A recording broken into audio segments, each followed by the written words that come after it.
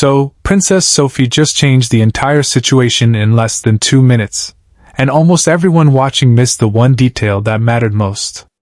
Because what happened to Laura Lopez was not simply about an argument, and it may not even have started with Laura.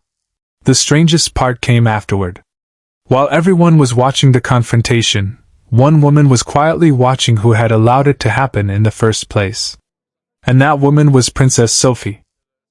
What she noticed that afternoon would eventually lead somewhere nobody in that room expected, straight toward a question the palace had been trying to avoid.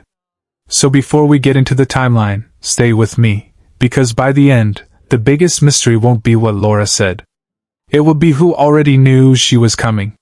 And if you enjoy royal stories where the smallest detail turns out to be the biggest clue, subscribe to the Crown Triva, because this is where the quiet moments usually tell the real story. So, here is what happened. The Royal Horticultural Halls in Westminster were hosting a rural development showcase, the kind of event that normally looks almost painfully ordinary. Trestle tables, county producers, handwritten labels on jars of honey, local representatives standing beside displays of vegetables and agricultural products. A man from Cumbria waiting patiently behind a display of seed potatoes for his brief moment with the royals. Nothing about the afternoon suggested that it would become one of the most uncomfortable moments of the week. Princess Sophie was moving through the room with the calm, practiced rhythm that comes from years of official appearances. A structured navy coat. A discreet brooch. A tightly managed schedule. A smile when required. A pause when appropriate. Then move to the next person.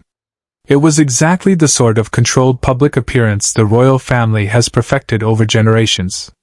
And Sophie understood something about these rooms that younger members of the family sometimes learn only after years of experience. Every person standing there is watching. Every camera is waiting. Every conversation can become tomorrow's headline. And sometimes the most important thing a royal can do is simply refuse to react. At one point Catherine was there too. 2 stands further down. That detail mattered. Because the Princess of Wales appearing at a relatively small agricultural showcase was not simply a coincidence. The appearance had been arranged weeks earlier. There was a reason senior members of the family were sharing the same room. A photograph of Sophie and Catherine together would quietly communicate something the institution had been trying to communicate for years. Continuity. Experience beside the next generation. The older generation standing beside the future. And behind that image was another reality. The royal family had spent decades being compared with the woman whose memory still dominates almost every discussion about the institution's modern history. Diana's shadow never completely disappeared. And everyone inside the palace understood that images of Catherine beside experienced members of the family carried a message far beyond the event itself. The press pool that afternoon was relatively small. A couple of regional newspapers. A wire photographer. One broadcast crew collecting pictures without sound. And a freelance photographer positioned toward the back of the hall. That position matters. Because from there, he had a clear diagonal view toward the third stand. And that meant he could see the faces of people approaching Catherine. According to the accounts surrounding the incident, the photographer had been there from the beginning. He wasn't rushing into position. He wasn't searching for a shot. He was already standing there. Hold on to that detail. Because it becomes important later. At around the middle of the event, Laura Lopez entered through a side entrance. Camilla's daughter. A woman who, for most of her adult life, has maintained a relatively low public profile compared with the senior royals around her. And according to the story, she was not expected on the working list for that particular session. That alone would have been unusual. But the way she entered was even more interesting. She didn't stop to ask where she should go. She didn't appear confused. She moved through the crowd as though she already knew exactly where she was heading. And then she stopped several feet behind Catherine. She waited. Not long. Just long enough for a conversation to create an opening. Then she stepped forward. No formal greeting. No carefully lowered voice. No attempt to disguise the tension. She confronted Catherine over what she described as deliberate changes to estate funding and accused people inside the institution of intentionally targeting her family. And that is where the entire story changed. Because the coverage that followed would naturally describe the moment as an emotional outburst. But look at the sequence. A side entrance. A person allegedly not expected on the working list. A direct route toward Catherine. A confrontation in front of cameras. And a photographer already positioned with a clear view. That combination creates a completely different question. Was this simply spontaneous? Or had the confrontation been building long before Laura walked into the room? Catherine did not answer. And that may have been the most important decision she made all afternoon. She took a small step back. Her expression remained controlled. No argument. No accusation. No attempt to defend herself. She simply looked at Laura. And then Princess Sophie noticed what was happening. She was several feet away. At first, she didn't immediately turn. Instead, according to the account, she adjusted her gloves. One. Then the other. She pulled the cuff down around her wrist. And then she stopped. For several seconds. That silence was enough to change the atmosphere. Conversations around the room began to disappear. People who had been speaking suddenly stopped. The cameras shifted. And for a moment, the entire hall seemed to understand that something unusual was happening. Then Sophie turned. And this is the detail that made her response so effective. There was no visible anger. No raised voice. No dramatic expression. Nothing. She simply looked toward Laura. The room waited for her to react. But Sophie did something completely different. She didn't answer the accusation. She didn't defend Catherine. She didn't debate the estate funding. Instead, she asked a very ordinary question. Was the security team certain that everyone in the room was on the approved attendance list? That was it. One question. But it completely changed the nature of the confrontation. Because Sophie wasn't asking whether Laura's accusation was true. She wasn't asking whether the financial complaint was justified. She was asking a much simpler question. Why was Laura there? And suddenly the argument wasn't about money anymore. It was about access. It was about who had allowed her into the building. It was about who had known she was coming. And most importantly, who had failed to stop her. That was the moment Laura allegedly made her second mistake. Instead of stepping away, she continued. She moved closer and accused Sophie of hiding behind outdated royal protocol. She claimed that the financial review surrounding the estates was being used deliberately against her family. And then she said something that changed the atmosphere completely. She referred to private meetings involving the Prince of Wales. That sentence carried across the polished floor. Several reporters immediately reached for their notebooks. Because now there was something more than a family grievance. There was a claim involving the internal workings of the institution. And that is where the alleged audit becomes important. A financial audit, in simple terms, is not automatically an accusation of wrongdoing. It is a process. Records are compared. Payments are examined. Approvals are checked. And when something doesn't immediately match, someone is asked to explain it. That's all. But inside a tightly controlled institution, even the existence of such a review can create enormous tension. And according to the narrative surrounding this incident, someone already knew that an audit was moving toward a more sensitive stage. The question was, who knew? Because the photographer at the back had continued taking pictures. He hadn't repositioned himself. He hadn't appeared surprised. He already had the confrontation in front of his lens. Again, none of that proves anything by itself. But it creates a question. How much of the afternoon was genuinely unexpected? Princess Sophie did not raise her voice. Instead, she lifted one hand. A small gesture. A protection officer moved toward the situation. Laura was asked to step away from the main event area. The entire confrontation lasted less than 2 minutes. 2 minutes. That's all. But the consequences would continue long after the doors closed. Because by the time people began leaving the hall, one question had already started moving through the building. Not, "What did Laura say?" but, "How did she get inside?" That question changed everything. Security at a royal engagement is not casual. Names are checked. Accreditations are issued. Restricted areas are controlled. People who aren't supposed to be there can be stopped before they ever reach the main floor. So when the security team began checking the access records, the explanation reportedly became even more complicated. The account says that a VIP invitation had been issued locally. Not directly by the palace. Not through the principal royal household. But through the organization hosting the event. And the name had allegedly been added late. A local official with long-standing connections in the region was reportedly responsible for the additional accreditation. If accurate, that would represent a serious procedural failure. Because someone had effectively opened a door that was supposed to remain controlled. And that meant the confrontation could no longer be treated as a simple family dispute. There was now a security question. Who authorized the entry? Why? And did they know who they were allowing into the room? The internal investigation began. And somewhere else, the Prince of Wales was informed. According to the story, his reaction was immediate. He reportedly asked for the raw footage. Not the edited clips. Not the photographs already circulating. The original material. Because there is a crucial difference. An edited photograph tells you what happened inside one frame.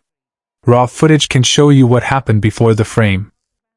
Who was standing where? Who was watching? Who moved? Who didn't move? And sometimes, what happened immediately before someone stepped into the shot. That is why raw footage matters.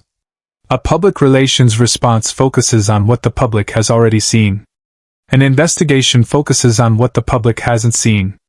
William reportedly watched the footage privately. And the atmosphere surrounding the review was described as unusually cold. Not loud. Not chaotic. Cold. He watched Laura approach Catherine. He watched the crowd react. And then he watched the moment Princess Sophie turned around. When the footage ended, the question remained. Why had the access system failed? And who had allowed it? William then contacted his father. The king was briefed. According to the narrative, the king did not attempt to turn the matter into a public family dispute. Instead, he instructed his son to do what was necessary to protect the institution. That decision mattered. Because William was no longer simply dealing with an uncomfortable public scene. He was now dealing with an internal failure. And the distinction was important. A family argument can be apologized for. A security failure has to be investigated. William reportedly entered an internal briefing later that afternoon. Several senior aides were already waiting. Documents were placed around the table. Different versions of the day's events had been compiled. But William wasn't interested in explanations. He wanted the footage. The raw footage was played. And when it ended, he reportedly asked one question. How had someone who wasn't expected on the working list managed to enter a secured engagement containing senior members of the royal family? The security director began explaining. William stopped him. He didn't want a general explanation. He wanted a name. Who had made the access possible? The room reportedly went quiet. And that silence became more significant when the investigation moved beyond the event itself. Because the alleged access failure wasn't necessarily isolated. For months, the palace had reportedly been reviewing informal relationships between departments. Not necessarily illegal relationships. Not necessarily evidence of wrongdoing. Just the kind of informal connections that exist inside every large organization. Old colleagues. Family friendships. Former employees. Personal assistants who know people in other offices. People who can get a message through a door faster than the official process. William's team began mapping those connections. And eventually, according to the story, they identified a relationship between palace administration and people associated with Camilla's household. That was the moment the incident became something much larger. Because now there was a potential explanation for how an invitation could have bypassed normal procedures. The investigation reportedly moved quickly. People were questioned. Access records were reviewed.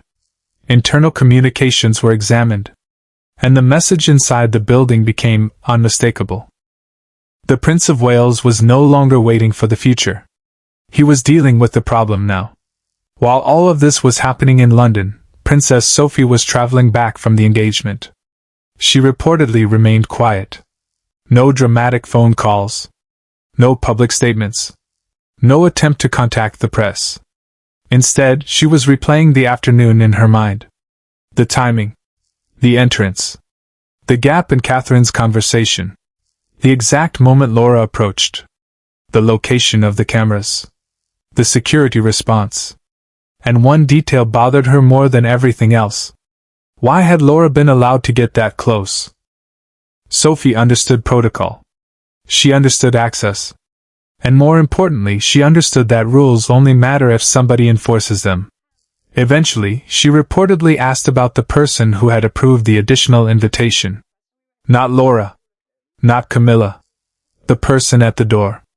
Because Sophie understood something that many people watching the confrontation didn't. The person standing in front of Catherine wasn't necessarily the beginning of the story. She could have been the end of a chain. And if Sophie could identify the beginning of that chain, she could understand the entire afternoon. That is where the story takes another turn. Sophie could have stopped the confrontation almost immediately. A protection officer was nearby. A small gesture could have ended it. But she didn't. She allowed the conversation to continue long enough for witnesses to hear it. Long enough for cameras to capture it. Long enough for the accusations to be made publicly. This is interpretation, not something that should be treated as established fact. But one possible reading is that Sophie wanted the entire exchange documented. Because an argument made privately can later be denied. An accusation made in a public room, in front of witnesses and cameras, becomes much harder to rewrite. And that may explain why Sophie remained so calm. She wasn't trying to win an argument. She was allowing the situation to reveal itself. Later, she reportedly requested the complete attendance list. Not just the press list. Not just the official guests. The full list. And according to the story, several names immediately stood out. Among them were journalists who had long-standing social connections in the wider circles surrounding Camilla's family. Again, that does not establish coordination. But combined with the unusual accreditation and the photographer's position, it created another question. Why were so many unusual elements converging at the same event? One unusual detail can be coincidence. Two can be coincidence. Three begin to create a pattern worth investigating. And Sophie had spent years understanding patterns inside institutions. According to the narrative, she had already been involved in disagreements over how certain estate matters were being managed. She had reportedly supported a fuller review rather than a lighter internal examination. And every time the rules around those properties were discussed, she insisted on documentation. Paperwork. Signatures. Approvals. Original records. That is how institutional battles are often won. Not with shouting. With documents. People can deny conversations. They can deny intentions. They can deny memories. But a signed document is much harder to argue with. And by the time Sophie's car reached London, she had reportedly moved beyond the confrontation itself. She wanted to know who had known about the audit. Because the most disturbing part of Laura's confrontation was not that she mentioned money. It was that she allegedly appeared to know about a confidential process. That meant information had traveled somewhere.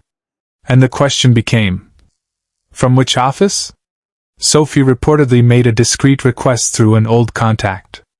Not for the contents of communications. For the routing. Where had the information originated? Which office had sent it? And who had received it? When she arrived back at the palace, she noticed a light still on in William's office. She didn't go upstairs. She didn't need to. They were approaching the same problem from opposite directions. William was following the security failure. Sophie was following the information trail. And both trails were beginning to point toward the same network of relationships. That evening, Sophie reportedly opened the estate management files. She wasn't looking for money. She was looking for names. Who had approved appointments? Who had recommended people? Who had signed off on positions? Who had moved from one office to another? And slowly, a pattern appeared. Not necessarily a conspiracy. Not necessarily illegal activity. Something more subtle. A network. People connected through years of professional and personal relationships. People occupying positions close to decisions about land, payments, and administration. And that is the moment Sophie, according to the story, stopped thinking about locking doors. She started thinking about collecting evidence. William's team was doing something similar. They reportedly discovered communications involving people associated with Camilla's wider circle and a commercial law firm. Again, communication with a law firm is not evidence of wrongdoing. People hire lawyers for many completely legitimate reasons. But the timing was what attracted attention. The communications reportedly appeared around the same period the audit became more sensitive. William's legal advisors were asked what could legally be done if financial structures connected to the review became difficult to trace. The answer was complicated. Trusts, holding companies, private arrangements, jurisdictional limits. Nothing could simply be frozen because someone inside the palace disliked the situation. The law didn't work that way. So William reportedly chose another route. Documentation. Every property. Every title. Every charge. Every debt. Every financial connection requiring authorization. Nothing would be assumed. Everything would be checked. And then came the instruction that reportedly changed the atmosphere completely. Containment. No anonymous briefings. No friendly conversations with journalists. No leaks. No unofficial comments. No attempts to shape the story in the press. The investigation would be completed first. The public would hear only what the institution was prepared to confirm. William then reportedly contacted the king again. This time, the conversation was shorter. The immediate security issue had been contained. Internal disciplinary action was underway. But William wanted something more substantial. A formal separation between the institution and members of Camilla's wider family. Not necessarily a public announcement. An internal instruction. Clear boundaries. No unofficial access. No financial arrangements without proper authorization. No informal invitations bypassing the established process. The king reportedly agreed. And that is where Laura's situation became even more difficult. Because while the palace was moving internally, Laura was facing the public consequences. Her confrontation had spread online. Clips circulated. Comments multiplied. Headlines appeared. And within hours, millions of interactions were reportedly generated around the story. But Laura had entered that room believing she was defending her family. That part matters. Whatever else happened around her, the anger itself may have been genuine. She may have believed her family was being targeted. And then she had to watch the entire country judge her for the way she expressed it. According to the narrative, she was surrounded by boxes. Her phone was in her hand. The news was playing. And then another problem arrived. Her personal banking arrangements were reportedly flagged for additional documentation. That does not automatically mean an account was frozen. It does not mean anyone had been found guilty of anything. Banks routinely request documentation when transactions or account activity trigger compliance procedures. But in the middle of an institutional crisis, even an ordinary compliance request can feel catastrophic. Then came another notice. Questions about access to estate offices.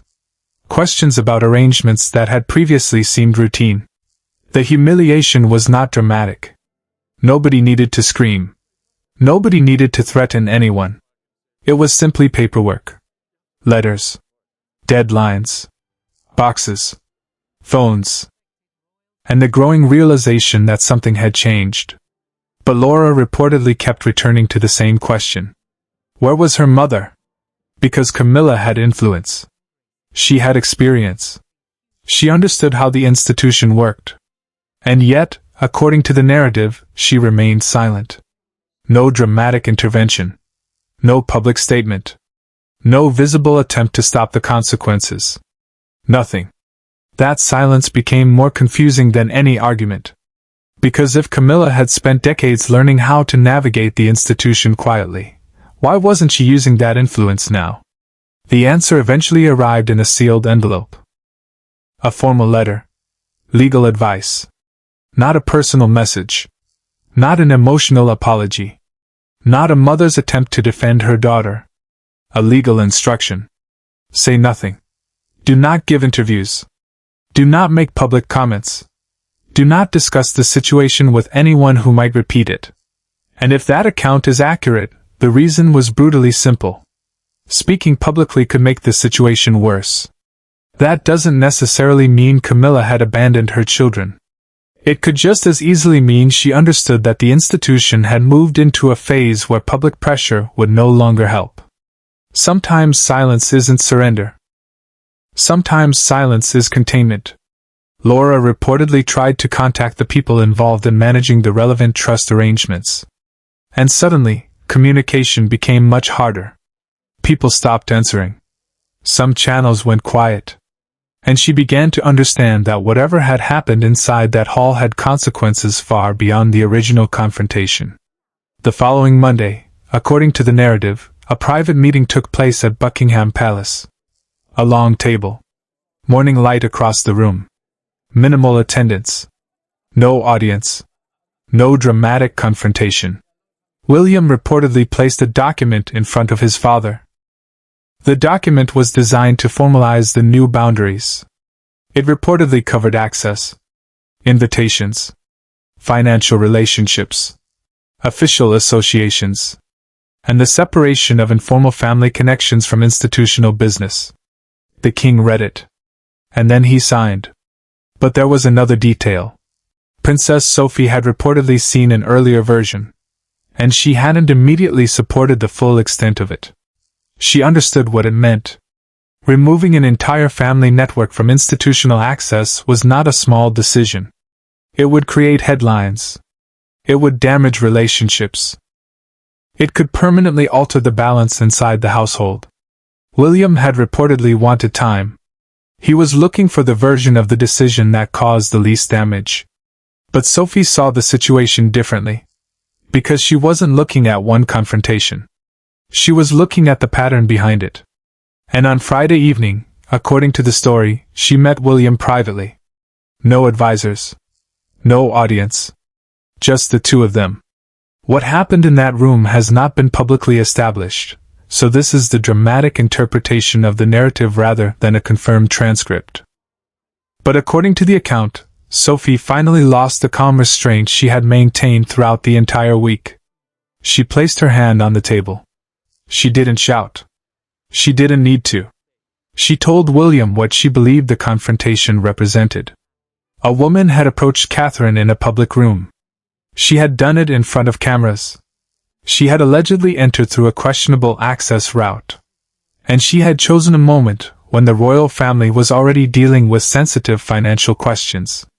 For Sophie, that wasn't just an uncomfortable family dispute. It was a challenge to the institution's basic rules.